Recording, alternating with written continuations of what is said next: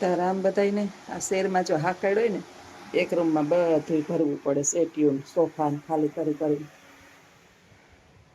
વરસાદ ભેગો ટુવાલોને કપડાં આ રૂમમાં હુકવવા પડે, નીચે બેહવાનું, બારોબાર માંડવા બાંધવાના. 11 દિવસ સુધી ખૂટે નહીં. રસોઈવાળા બેન આવી ગયા છે. હમણાં રિક્ષા બંધ. અહીંથી આખી ગલીમાં મેઇન રોડ ઉપર માંડવા ન બાંધ્યા. અહીંયા આખી ગલીમાં અંદરની છેટ આખી ગલીની અંદર માંડવા બાંધી લીધા, એટલે મેઇન રોડમાં કોઈ વાહનવાળાને આપણે નડીએ નહીં. ઉપર આવી ગઈ, નાહી ધોઈ લીધું. થોડીક વાર વાત કરી લો તો કોક માણા આવવા માંડશે. હમણાં 9 થાય ને, હજી મોડું થઈ ગયું. કાયમનું કાયમ થાય. પછી રાતે આજે હતા 9 થી 11 વાગ્યા લગીના કીર્તનવાળી. હમણાં ભાદરવો મહિનો છે ને, એટલે કોઈના કંઈક ને કંઈક તિથિઓને હોય તો બધા કીર્તન કરાવતા હોય. તો કીર્તનવાળીઓને 3 થી 5, 5 થી 7, 7 થી 9 અને 9 થી 11 એ કે જેમ ઘરે જમવા નથી ગયા એમ કન્ટિન્યુ વારા હતા. આજ સાંજે કીર્તનવાળા આવ્યા હતા એના. પછી તમારે કે 9 થી 11 રાખવો હોય તો તમારો વારો આવે. અલગ અલગ કીર્તનવાળાને કાયમ કહીએ, એકને ન કહીએ, એટલે બધાને લાભ મળે. અને ગાયોના ગૌચરામાં જાય. એ તો કંઈક વાત કરતા હતા કે કીર્તનવાળા પૈસા ભેગા કરી અને સપ્તાહ કરવાના છે. હારામ હારું કહેવાય ને. એક કીર્તનવાળા આવ્યા એ સ્પેશિયલ ગૌશાળા માટે કરે છે. બીજા કીર્તનવાળા આવ્યા ને એ પોતે પૈસા ભેગા કરી અને જાત્રા કરે. હારામ હારું. ગરીબ માણા હોય, કીર્તન આવડતા હોય, આપણે કેમ યુટ્યુબમાં કમાવ એમ કીર્તન આવડતા હોય ને થોડું ઘણું એને મળે, દેતા બધા હોય. આપણે તો દઈએ 1000 2000 કાયમ, એનાથી વધારે તો ન દઈએ. કોઈ 500 દે, કોઈ 200 દે, 100 દે, જેવા જે જીવ હાલે એટલું બધું બધા નાખતા હોય. ને આઈ પછી ઘરના જમણવાર વાળા હોય. 2 નણંદો આવીને રહીએ. એક નણંદ ગામડે રહીએ, એના દીકરા વહુ 2 એના છોકરાઓ, પછી અમે 2 ઘરના એમ 30-40 જણા કાયમ હાંજે હોય. અને બપોરે આવતા જતા મહેમાન હોય. રાત તો કોઈ બીજા મહેમાન રોકાતા નથી. હવે કાલે છે બાનો ઉત્તર ક્રિયાની વિધિ બધી. એટલે આજે હવે બધી પછી મેં કીધું નવરી નહીં થાવ, એની બધી તૈયારી કરવી પડશે. વસ્તુ ફરાવા જવાનું, એની વસ્તુની તૈયારી કરવાની. અહીં જે દીવો હોય એટલે એની વસ્તુની તૈયારી કરવાની. તો એ જો કે મને તો એટલી બધી તો આમ ખબર પડે. મારા ભાઈનું હમણાં જ કર્યું હતું, પણ પૂછીને કરવું સારું. વળી મારા જેઠાણી છે એટલે એ તો બધું એને ખબર પડે. એને ખબર ન હોય તો એ બ્રાહ્મણને કોકને મોટાઓને આપણે પૂછી લેતા હોય. આ કાંઈ કાયમી દિવસ તો નથી કે આપણે યાદ રહીએ. નિવેદ હોય તો આપણે કાયમી દર વર્ષમાં 2 વખત 1 વખત કરતા હોય. બાની ઉંમર હતી, પણ માવતર છે ને એ 100 વર્ષે પડે ને તો એ કાળ. હવે ઉઠું ને એટલે બાની છબી સામે ફોટામાં દેખાય. ઓલા બા જે છે ને એ ખૂણામાં હુતા હોય ને, હું તમને બતાવતી. હવે મને બાનો ફોટો દેખાય, હાર ચડાવેલો. જીવતા કિંમત કરી લઈએ, મર્યા પછી ખા ખીચડી, એનો કોઈ અર્થ નથી. પછી આખું જીવન અફસોસ રહી જાય.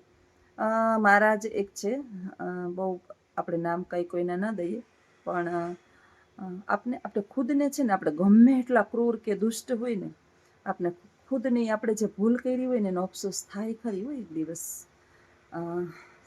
ભાદરવો મહિનો ચાલે છે અત્યારે, એટલે ઘરની અંદર કાંઈ પણ અઘટિત ઘટના બને, અથવા તો ધંધામાં ખોટ જાય, છોકરા બીમાર પડે, મનવાંછિત ફળ આપણને ના મળતા હોય, ત્યારે આપણો આત્મા જે છે ને આપણે બીવડાવતો હોય કે મેં આમ કર્યું એટલે મને આમ થતું હશે. એટલે મને એક વખત કે મેં છે ને મારા સાસુને બહુ હેરાન કર્યા હતા.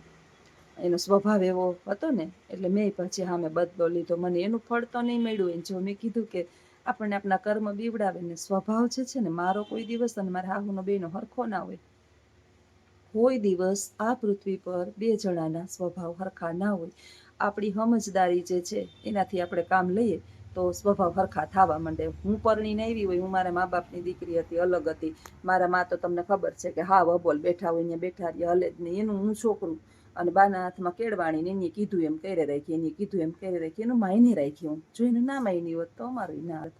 એટલે માનવું પડે, સ્વીકારવું પડે, એમ કરવું પડે, પછી એના બંધનમાં રહેવું પડે.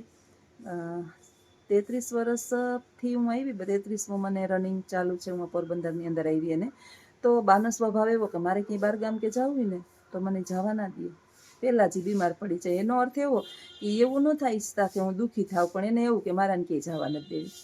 પછી બી ધીમે ધીમે મારે નોકરી એટલે ક્યાંય ન જવાનું, ભણતી એટલે ના જવાનું, પછી નોકરી એટલે ન જવાનું, પછી છોકરાઓના બાના તારા છોકરા બહાર જાય એટલે બીમાર પડે એટલે અહીંયા આવીને આપણે પૈસાના પાણી થાય, હાજા નથી થતા એટલે ન જવાનું. પછી બા જે છે એથી કામ કરતા બંધ થયા અને જવાબદારી એવી એટલે ના જવાનું. પણ હવે મારી જીવનના છેલ્લા શ્વાસ સુધી હું જ્યાં સુધી હાલી ચાલી શકું ત્યાં સુધી હવે મને કોણ ના પાડશે? હું ફરવું, રખડું, સત્સંગ કરું, સેવા કરું, મંદિરે જાઉં, પૂજા કરું. હવે હું નિવૃત્ત થઈ ગઈ. હા, મારી માની જવાબદારી છે પણ એ મને નડે એવી નથી, કારણ કે એ તો એના હાથ પગ હાલે છે ને એ તો આપણે ઘરે રહીએ.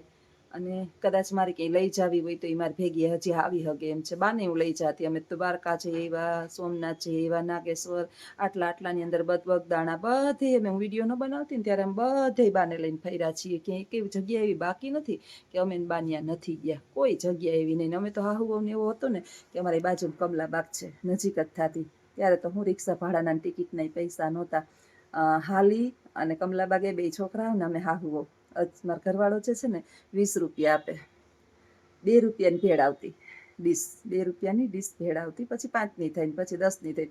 2 રૂપિયાની ડીશ ભેળ આવતી. હજી મને અમને બે દર રવિવારે 20 રૂપિયા આપે, પોતે ભેગો ન આવે. બે હાહુઓ ને બે છોકરા એક એક ભેળ ખાઈએ તો એ 4 દૂને 8 રૂપિયા. પછી એક એક ગોલો ખાઈએ, 1 રૂપિયાનો ગોલો આવતો તોય 12 રૂપિયા. અને તોય 4-5 રૂપિયા વધે ને વળી છોકરાઓને કાંઈ એવું રમકડું કે એકાદ રૂપિયા 2 રૂપિયાનો આવે એ લઈને 20 રૂપિયા વાપરી પાછી હાલી અને હાહુ બહુ આવતી રહીએ. થોડામાં અમે બહુ ખુશ રહેતા. નાની નાની વસ્તુ હતી ને એ અમને સુખ આપતી હતી.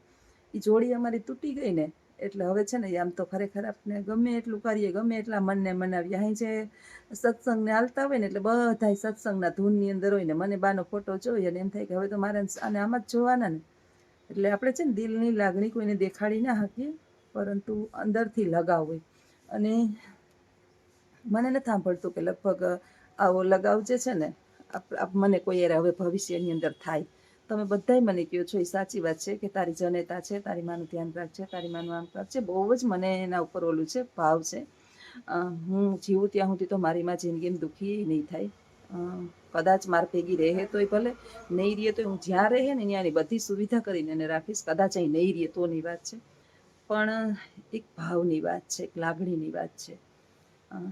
જે બા પ્રત્યેનો મને ભાવ આવતો હતો ને એ ખબર નહીં મને ભાવ આવતો નથી. એ ભાવ ક્યાંયથી વેચાતો ન લઈ આવી શકો તમે. ગમે એટલું હું મારા મનને મનાવું કે મારી માં જનેતા છે ને જે હું એને વાલ કરતી, એને સામેવાળાના હૃદયમાં હોય ને, આપણે મનોવિજ્ઞાનની એક ભાષા છે કે સામેવાળાના હૃદયમાં ભાવ હોય ને તો જ તમને ઉત્પન્ન થાય. બાને મારા પ્રત્યે અઢળક હતું. બા મને જોવે ને એટલે અમે એની આંખમાંથી આમ અમીનું ઝરણું ફૂટતું. એ મારી સાસુ હતા ને તો ઝરણું ફૂટતું, મારી બાને નહીં ફૂટતું હોય. મને જોઈને જો એને ઝરણું ફૂટતું હોય ને તો મને ફૂટે જ. તમે આ જોજો કે એક પ્રાણી હોય ને, પ્રાણી મારા ઘરનું ચાપલી કૂતરી છે, હળેલી છે, ભાંગેલી તે તૂટેલી છે, એવી કોઈ રૂપાળી કે દેખાવડી નથી. છતાંય એ હું બહાર નીકળું ને ખાલી શાકભાજી લેવા તો એ ઠેકડે ચડે ને ઊંચું મોઢું કરીને રોવે. પ્રાણીને મારા પ્રત્યે ભાવ આવે તો એના વિના એ મારે ભેરી આસપાસ રખડતી જોઈ, ભટકતી જોઈને મારા વિના ન રહી. એટલે એ તો સામે ભાવની વાત છે. કારણ કે મારી માં જનેતા છે પણ મારી ભેગી કોઈ દી રહી જ નથી. એને મારું કોઈ દી પેટમાં જ નથી બેડું. તે 32 વર્ષ થયા એને મને કોઈ દી પૂછ્યું નહોતું મારી માએ જનેતાએ કે તને શું છે, કે તું કેમ કરસ, કે તું સુખી છો કે તું દુઃખી છો કે નહીં. એને જેનું હતું બહુ. એક માર વચલી બેન છે ને એને બહુ બનતું મા દીકરીને, પણ હવે આ બેમાં એ અનુકૂળ ન આવતું એકબીજાને રહેવાનું. નહીંતર બાને મારી માને એનું વધારે લાગણી. પણ મારી પ્રત્યે ભાવ નથી એટલે તમે મને ગમે એટલું કહેવો ને તો મારા મોઢામાંથી એક હું ખોટું નહીં બોલું. મારા જીવનમાં જે છે ને ખોટું નહીં આવે, કે જે છે ને એવું જ કહીશ. બા પ્રત્યે મને અઢળક ભાવ હતો, છતાંય હું મારી જનેતાને જીવનમાં એને છેલ્લા શ્વાસ સુધી એને તકલીફ નહીં પડવા દઉં. આ તો હું લઈશ જ. એને ભાવ આવે ન આવે, એને લાગણી, એને દુઃખી છે અત્યારે પોતે બિચારી, એ આઘાતમાં છે ને એને મારો ભાઈ બહુ વાલો હતો. વચલી બેન અને મારો ભાઈ એ અતિશય વાલા હતા. મારી મોટી બેન સાસરે ગઈ એને ઘણા વર્ષ થઈ ગયા, ભાઈ પરણી ગયો એને અને આપણે હું મારા ભાઈને કાંઈ ના કહી શકું, મોટા ભાઈને. કારણ કે મોટો ભાઈ જે છે એને ભેગી માં કોઈ દી રહેવા ગઈ જ નહીં. રહેવા ગઈ હોત તો ભાવે કભાવે ગમે એમ માણસ રાખે. તમારે જાતું મોટાવે જાતું કરવું પડે. આખડી મારી વહુનો કાંઈ આ તો છે નહીં, હોય તો મારે જાતું કરવું પડે. બાળક જાતું ન કરે, બાળક જે દીલું હોય તો આપણે કોઈને દોષ ન આપી શકીએ. હું તો એમ કહું છું કે આ પૃથ્વી પર કોઈને હું દોષ જ ન આપી શકું.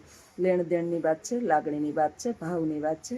બાકી તો શિખામણ સલાહ, પછી આપણે કહીએ ને કે આમ કરો ને આમ કરો ને આમ કરો ને, મને કોઈ હું મારી સેવા ન કરતી હોત તો તમે મને ગમે એટલી સલાહ આપો એની મને અસર થાય ન જ થાય, કોઈ દી ન થાય. અને શેઠની શિખામણ જાપા સુધી હોય, પછી તો માણસ ઓલા ને કથા ને સત્સંગ ને મૃત દેહની પાછળ, સ્વર્ગસ્થ દેહની પાછળ આપણે જે ઓલું બોલતા હોય ને ભાષણ કરતા હોય ને કે અંતે તો જાવું જીવને એકલું, એ આપણે સાંભળીએ ને ત્યાં સુધી, અને જો એ મગજમાં ઉતારતા હોય ને તો આ પૃથ્વી પર કોઈ પાપ જ ન કરે. એટલે સલાહ આપણે લઈએ પણ ક્યાં સુધી સાંભળીએ ત્યાં સુધી, પછી તો આપણે ખખેરીને આપણી માયા ઝાડમાં પડી જઈએ બધાય. એટલે જીવન આવું જ છે. પણ ભગવાન, હવે પ્રાર્થના હું તો કરું કે મારી માં, મારી સાસુ, ભગવાન એને બહુ એણે આ યુગની અંદર, આ જન્મની અંદર એટલા બધા ઢહેડા કર્યા, એટલું બધું સ્ટ્રગલ કરી, એટલું બધું એના બાળકને ઉછેરવામાં, મને અહીં સુધી પહોંચાડવામાં બહુ પ્રયત્ન કર્યા. ઈશ્વર એને હારામાં હારું, આજે કાલે એનો અંતિમ દિવસ, એને મોક્ષ મળી જાય. કારણ કે એને તો કહે છે કે 11 દિવસ સુધી આપણા આત્મા એનો આપણી આસપાસ ફરતો હોય. આપણા ગઈઢા એમ કહેતા કે નેવે બેઠો હોય, બાનો આત્મા છે નેવે બેઠો હોય, તો 11 દિવસ સુધી એમ જ હોય અને કાલે એને મુક્તિ મળી જાય. તો કાયમ ભગવાનને પ્રાર્થના કરું કે હે ભગવાન, મારી માને સારામાં સારી જગ્યાએ ધન દૌલત સુખ શાંતિ વૈભવ, અને જ્યાં સત્સંગ ચાલતો હોય કાયમી જેના ઘરમાં, ત્યાં એને જન્મ આપજે. અને બસ એવી મારી પ્રાર્થના છે. બાકી બીજું તો વધારે બોલી નહીં શકું. આવજો બધાય, સીતારામ.